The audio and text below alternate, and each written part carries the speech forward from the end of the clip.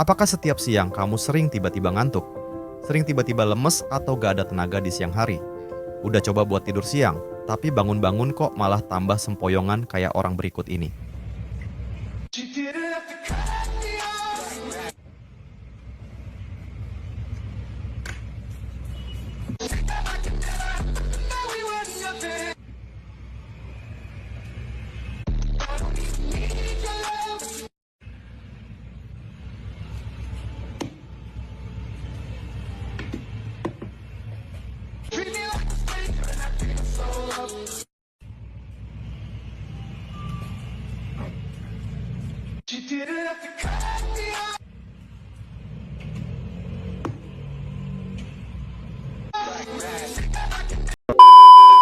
Kalau kamu sering mengalami hal-hal tersebut, berarti video ini akan cocok untuk kamu. Karena kali ini, kita akan membahas mengenai hal yang selalu orang lakukan, tapi hampir nggak pernah disadari, yaitu seni tidur. Yes, kamu nggak salah dengar. Seperti serangkaian seni bertahan hidup lain yang pernah kita bahas, tidur itu juga ada seninya.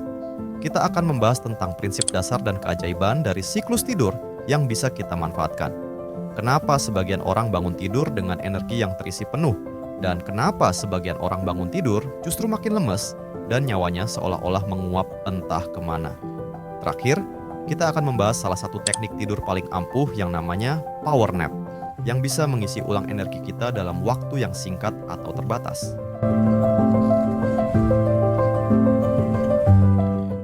Kalau ngomongin soal tidur siang, salah satu hal yang gue ingat adalah masa-masa indah ketika lagi asik-asiknya main sama teman, tapi tiba-tiba diteriakin sama mamak dan suruh pulang buat tidur siang.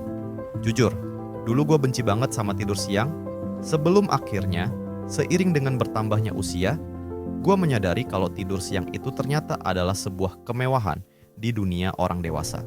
Apalagi gue jadi makin tahu kalau manfaat tidur siang itu bener-bener segitu bagusnya. Gak cuma buat kesehatan fisik, tapi juga buat kesehatan mental kita. Masalahnya, seiring dengan bertambahnya usia, waktu gua buat tidur itu menjadi semakin berkurang. Jangankan mau tidur siang, tidur malam pun seringkali nggak berkualitas. Akhirnya, itu membuat gua sering ngantuk dan lesu di tempat kerja, dan produktivitas gua anjlok banget waktu itu. Nah, menurut gua, ini masalah besar yang harus mulai gua pikirin. Gimana caranya gua bisa tetap punya energi yang cukup untuk menunjang produktivitas gua, walaupun di tengah waktu istirahat yang terbatas. Dan ternyata, solusi yang gue cari itu udah diajarkan oleh mamak gue jauh di masa kecil gue dulu, yaitu tidur siang.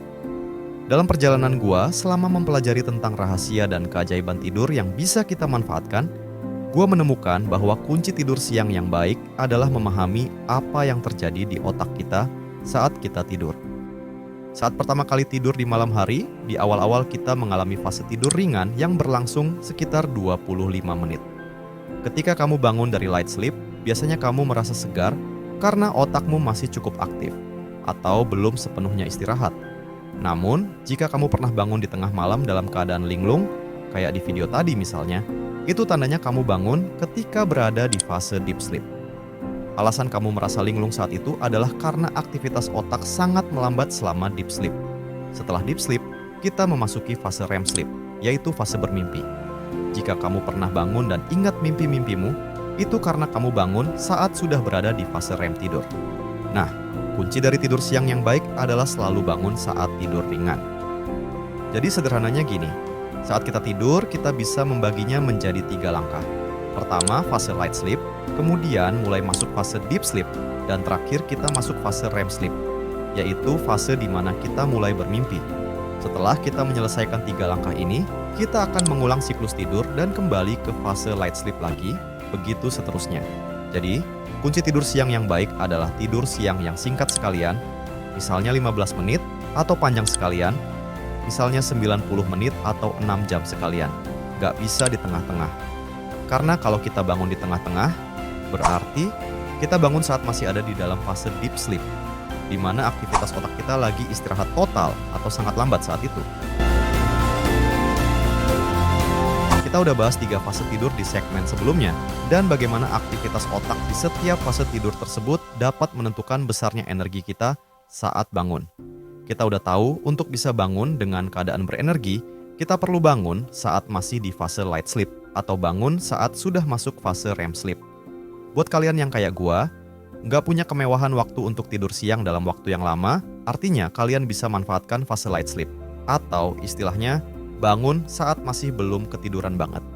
Nah, teknik ini dalam neuroscience dikenal sebagai teknik power nap. Power nap adalah tidur singkat yang dilakukan pada siang hari untuk mengembalikan energi dan kewaspadaan. Biasanya hanya berlangsung antara 10 hingga 30 menit. Tidur singkat ini dirancang untuk membantu kamu merasa lebih segar dan siap melanjutkan aktivitas tanpa rasa lelah yang berlarut-larut. Jadi, meskipun hanya tidur sebentar, manfaatnya sangat terasa. Oke, awalnya gue juga masih nggak yakin, masa iya tidur 15 menit malah bisa ngembalin energi kita? Bahkan katanya sampai mengembalikan tenaga lebih dari 3 jam. Kalau diibaratkan HP sih, ini namanya super quick charge gitu kan ya. Tapi ternyata ini bukan omong kosong, karena ini udah dibuktikan di banyak studi ilmiah.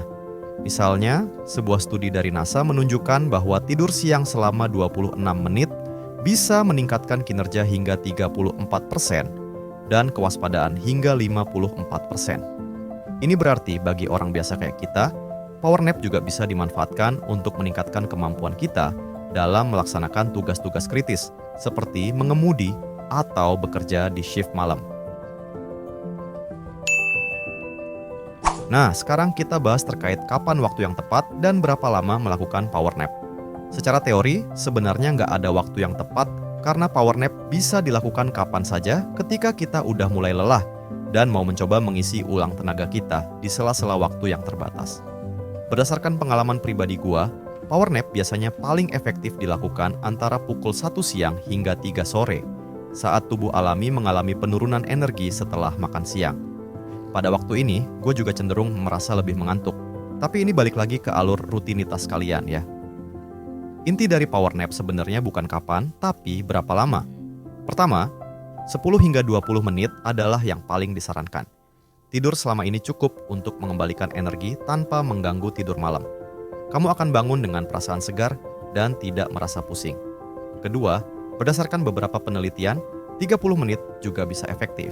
Tetapi kamu mungkin sedikit merasa grogi saat bangun, karena tubuhmu bisa masuk ke dalam fase tidur yang lebih dalam dan butuh waktu agak lama buat ngumpulin nyawa.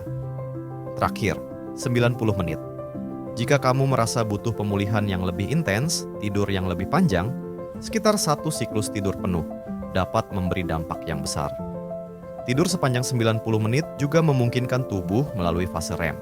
Bagus bagi fisik dan mental. Tapi yang opsi terakhir ini sebenarnya nggak gue saranin, karena berdasarkan pengalaman gue, tidur siang selama 90 menit emang bisa bikin fisik dan pikiran jadi seger dan jernih banget. Setelah bangun, masalahnya bagi gue, konsekuensinya adalah gue jadi nggak bisa tidur waktu malamnya.